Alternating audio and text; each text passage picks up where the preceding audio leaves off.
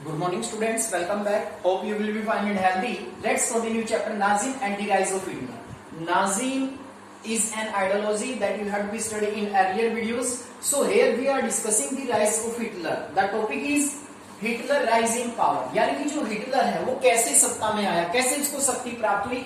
Here we are talking about a personality that is the most powerful dictator in the world. World में सबसे बड़ा जो dictator माना जाता है ही वॉज हिटलर, वो हिटलर है. तो यहाँ पे हम हिटलर के बारे में कंप्लीटली बात करेंगे कि उन्होंने किस तरीके से वो पावर में है और किस तरह से उन्होंने लोगों को विश्वास दिलाया, लोग उनको एक मसीहा मानने लगे. किस तरीके से हिटलर ने सारी की सारी जो पावर वो अपने हाथ में ली. Completely Hitler rise to power, यानी कि हिटलर शक्ति में कैसे आया, हिटलर ने कैसे अपने आप को शक्तिशाली बनाया. As you know that his youth was in poverty, गरीबी में उसका जीवन यापन रहा. तो कंप्लीटली हिस्ट्री अगर हम बात करें यहाँ पर ऑटोबायोग्राफी के बारे में मैं आपसे बात करना चाहता हूं. मैन काफ के नाम से, मैन काफ के नाम से हिटलर ने अपनी ऑटोबायोग्राफी लिखी थी. मैन काफ के नाम से मीन्स माई स्ट्रगल. मीनिंग क्या होता है इसका? माई स्ट्रगल, मेरा संघर्ष. और कहीं ना कहीं अगर हम बात करें जो हिटलर की ऑटोबायोग्राफी है, इस पे भी क्वेश्चन आ जाता है कई बार, what is the name of the autobiography of Hitler. Mein Kampf के नाम से इन्होंने अपनी बायोग्राफी लिखी. मेन कॉफ का मीनिंग होता है माई स्ट्रगल, यानी कि मेरा संघर्ष. तो हिटलर ने कैसे सत्ता हासिल की. देखिए पहले इनके जन्म के बारे में हम बात करते हैं. Born in 1889 in Austria. जन्म कब हुआ? 1889 में. That is most important year, you must have to remember. कहां पर हुआ? ऑस्ट्रिया में. So that first question is where and when Hitler was born. In 1889 in Austria. Austria में इनका जन्म हुआ. He spent his youth in poverty. यानी कि इन्होंने अपना जो यूथ, यानी कि इनका जो यूथ टाइम पीरियड था वो इन्होंने अपना बहुत ज्यादा गरीबी में बिताया, बहुत ज्यादा पॉवर्टी में इन्होंने टाइम पीरियड अपना स्पेंड किया. अगर हम इनकी बैकग्राउंड की बात करें तो इनके कम से कम 4 या 5 भाई बहन थे कंप्लीटली. यानी कि आप लोग जानते हैं कि जहां पर बिग फैमिली होता है कहीं ना कहीं उसे प्रॉब्लम फेस करनी पड़ती है. तो यहाँ पर जो इसका यूथ टाइम पीरियड रहा वो पॉवर्टी में रहा. When the first world war, देखो इसने अपने आप को कैसे बिल्ड किया, कैसे एक नाम आया हिटलर, जिसे आज हम वर्ल्ड हिस्ट्री में सबसे बड़ा डिक्टेटर मानते हैं. When the first world war broke out, he enroll for the army, act as messenger in the front. कहते हैं कि जब फर्स्ट वर्ल्ड वॉर चल रहा था, as you know that first world war German लड़ रहा था, तो जब युद्ध शुरू हुआ तो इसने आर्मी में अपने आप को एनरोल कराया, यानी कि आर्मी में शामिल हुआ. ये एक्ट एज मैसेंजर, वहां पर एक संदेश वहां का काम करता था. इन दी फ्रंट, यानी कि जब युद्ध चलता था तो युद्ध में संदेश वहां का काम इसने शुरू किया. आर्मी में इसने अपने आप को एनरोल किया. He earned medal for his bravery. कहते हैं कि इसने अपनी बहादुरी के लिए बहुत सारे मेडल्स भी जीते. कहीं ना कहीं ऐसा कहते हैं कि युद्ध में कई बार जख्मी भी हुए हिटलर, लेकिन इन्होंने हार नहीं मानी. तो इन्होंने बहुत सारे मेडल, इनकी बहादुरी के लिए इनको बहुत सारे मेडल दिए गए. Versailles treaty made him furious. Furious होता गुस्सा दिलाना. कहते हैं कि जो संधि की गई थी after the end of the first world war, जैसे कि आप जानते हैं फर्स्ट वर्ल्ड वॉर के एंड के बाद 1914 से लेकर 1918 तक ये वार चला. तो 1918 में end of war treaty of Versailles हुई थी. वर्साइले की संधि में यानी कि जर्मन का बहुत बड़ा अपमान किया गया था. तो इस बात से हिटलर को बहुत ज्यादा गुस्सा आया, बहुत ज्यादा फ्यूरियस हुआ इस बात को लेकर. इन 1919 ही ज्वाइन ए स्मॉल ग्रुप. देखिए किस तरीके से आगे बढ़ता है. 1919 में 18 में युद्ध समाप्त हुआ तो इसको बड़ा गुस्सा आया कि एक अपमानजनक संधि की गई जर्मन के ऊपर. ही सारे का सारा जो रिस्पॉन्सिबिलिटी है वर्ल्ड वॉर की, फर्स्ट वर्ल्ड वॉर की जिम्मेदारी जर्मन के ऊपर लगा दी गई. और जर्मन के साथ एक बड़ी ही ऑपरेसिव इंजस्टिस किया गया था, एक ट्रीटी की गई थी. कहीं ना कहीं ये ट्रीटी थी जिसने हिटलर के मन में एक बहुत आघात पहुंचाया और इसे गुस्सा दिलाया.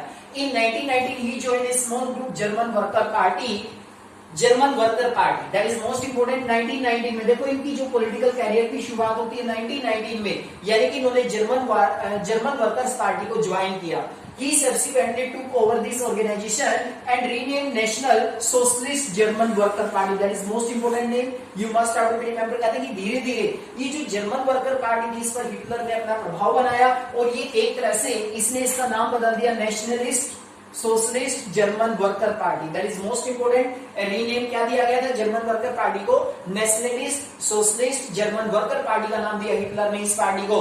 This party came to be known as Nazi. और इसी पार्टी को बाद में किस नाम से जाना गया? नाजी के नाम से। तो यहीं से पॉलिटिकल कैरियर की शुरुआत होती है हिटलर के। आर्मी के बाद 1919 में ये सबसे पहले जर्मन वर्कर पार्टी को ज्वाइन करते हैं। धीरे धीरे इस पार्टी, इस ऑर्गेनाइजेशन में अपना प्रभाव जमाते हैं और इसका नाम चेंज कर देते हैं। Nationalist socialist German worker party के नाम से इसको जाना गया और बाद में this party came to be known as Nazi. नाजीवाद, यानी कि नाजीज्म के बारे में हम लोग पढ़ रहे हैं यहाँ पर। तो नाजीवाद के नाम से भी इसी पार्टी को जाना गया कंप्लीट रूप से इन 1923। अब देखिए यहाँ पर हम लोग बात करते हैं इसमें 1923 में हिटलर ने क्या किया? अब पार्टी तो इसने बना ली। पार्टी बनाने के बाद in 1923 Hitler plan to seize control of Bavaria. Bavaria के ऊपर इसने अपना अधिकार करने का प्रयास किया। March to Berlin capture power, यानी कि बर्लिन में आगे बढ़ते हुए शक्तियां प्राप्त करने के लिए इसने क्या किया? बवेरिया को अपने कब्जे में लेने का प्रयास किया। ही फेल्ड, ये असफल हुआ। कैप्चर, पकड़ा गया। ट्राई टू ट्रेजन, और इसके ऊपर देशद्रोह का मामला लगाया गया एंड लेटर रिलीज, लेकिन बाद में इसको छोड़ दिया गया 1923 में। यानी कि हिटलर ने प्लान किया कि वो बवेरिया को अपने कंट्रोल में कर ले और आगे बर्लिन की तरफ बढ़ जाए, लेकिन वो फेल हो जाता है इस काम में और पकड़ा जाता है और कहीं ना कहीं उसको देशद्रोह का मुकदमा उस पर डाल दिया जाता है और बाद में उसे रिलीज भी कर दिया जाता है। अब देखिए अब टाइम क्या आता है जब हिटलर की पॉपुलैरिटी बनने लगी थी। It was during the Great Depression, Nazism became a mass movement after 1929. सबसे इंपॉर्टेंट ईयर है ग्रेट डिप्रेशन का ईयर है, जहां से मंदी की शुरुआत होती है, विश्व मंदी की शुरुआत होती है। कहते हैं कि 1929 में जब विश्व मंदी की शुरुआत हुई तो नाजिम है ये एक पॉपुलर मूवमेंट बन गया उस समय पर, क्योंकि आप लोग जानते हैं जब मंदी आई तो यूएस ने भी जर्मन को कर्ज देने से मना कर दिया। तो जर्मन की जो, अगर हम बात करें इकोनॉमिक क्राइसिस, लास्ट वीडियोस में हम लोग पढ़ चुके कंप्लीट रूप से, यानी कि बहुत ज्यादा प्रॉब्लम फेस करनी पड़ी। तो तब ये हिटलर था जो बड़ा पॉपुलर हुआ उस समय पर। क्या हुआ 1929 में? Bank collapse, business shut down, worker lost their job. देखो कितनी बुरी कंडीशन है, बैंक बंद हो गए, बिजनेस शट डाउन, बिजनेस बंद हो गए, वर्कर लॉस्ट देयर जॉब, यानी कि जो वर्कर्स थे उन्हें अपनी जॉब खो दी, यानी कि उनके पास कोई काम नहीं रहा।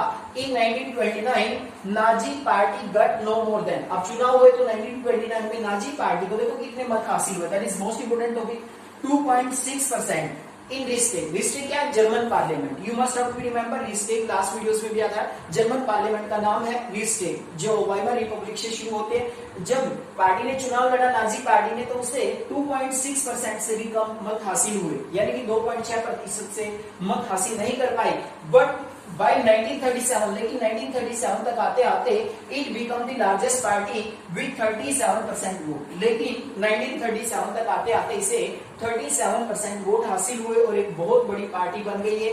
इस तरीके से आपने देखा कि किस तरीके से हिटलर की जो पार्टी छोटी सी पार्टी से शुरुआत करता है, जर्मन वर्कर पार्टी से उसका नाम रखता है नेशनलिस्ट सोशलिस्ट जर्मन पार्टी, फिर इसे नाजी का नाम दिया गया और किस तरह से नाजी पार्टी ने चुनाव लड़े 1928 में, तो इसकी पॉपुलैरिटी बहुत ही कम थी, 2.6% से भी कम इसको वोट मिले। लेकिन 1937 तक आते आते एक बहुत बड़ी पार्टी बन गई। कितने परसेंट वोट मिले? 37%। That is most important data, you must have to be remember. अब हिटलर की क्वालिटी क्या थी? हिडन क्वालिटी क्या थी? He was a powerful speaker, you can say he was a good orator. एक बहुत ही अच्छा वक्ता माना जाता है हिटलर को, एक बहुत अच्छा, हिटलर को एक गुड स्पीकर माना जाता है, बहुत अच्छा वक्ता माना जाता है। इनको कहीं ना कहीं इनकी पर्सनल और हिडन क्वालिटी थी। His passion and his word move people, उसका जो पैशन था, जो शब्द थे, वो लोगों पर असर करते थे। क्या असर किया उसने? क्या कहा लोगों से? He promised to build a strong nation under the injustice of Versailles treaty and restore the dignity of people. देखो इन्होंने क्या कहा, लोगों ने तो इनको मसीहा मानना शुरू कर दिया, लोग तो इनको मसीहा मानने लगे, क्योंकि इन्होंने विश्वास दिलाया कि अगर इसकी पार्टी सत्ता में आई तो ये जर्मन को एक स्ट्रॉन्ग नेशन बनाएगा, एक शक्तिशाली राष्ट्र बनाएगा under the injustice of Versailles treaty, और वर्साई की संधि में जो उनके साथ अपमान किया गया है उसका भी बदला लेगा, and restore the dignity of German people, और जर्मन पीपल का जो मान सम्मान खो गया है उसको भी वापस लौटाने का काम करेगा। इस तरह से इसने लोगों से प्रोमिस किया कि यदि मेरी पार्टी आई, यदि मुझे सत्ता मिली तो मैं कंप्लीट रूप से चेंज करने का प्रयास करूंगा। इस तरह से लोग हैं इसके प्रोमिस को देखकर यानी कि काफी प्रभावित हुए। Hitler devised a new style of politics. He understood the significance of ritual and spectacles in mass mobilization. Nazi had massive rally and public meeting to demonstrate the support for Hitler and install a sense of unity among the people. देखो इन्होंने क्या किया फिर एक नया तरीका अपनाया इन्होंने प्रचार करने का, रैलियां करनी शुरू की, पब्लिक मीटिंग करना शुरू की और लोगों में एकता का भाव लाने का प्रयास किया। The red banner with swastika the Nazi salute the rituals round the एप्यूट after the speech were all part of the spectrum of power. कहते हैं कि कहीं ना कहीं इन्होंने एक लाल रंग का झंडा यूज किया जिसके ऊपर स्वास्तिक लगा हुआ था। इस तरह से हिटलर ने लोगों को जोड़ने का प्रयास किया। हिटलर एज ए मसीहा, a souvenir, someone who had arrived to deliver people from their distress. It is an image that captures imagination of a people whose sense, dignity and pride have been shattered and who were living in a time to acute economic and political crisis. लोग मानने लगे कि जो Hitler है, Hitler एक मसीहा है जो जर्मन का जो सम्मान खो चुका है, जो मान सम्मान खो चुका है, जो अपमान हुआ है वर्साई संधि में, उसको वापस लौटा सकता है, तो केवल हिटलर लौटा सकता है। That is most important introduction about the Hitler. You must have to be remember about this.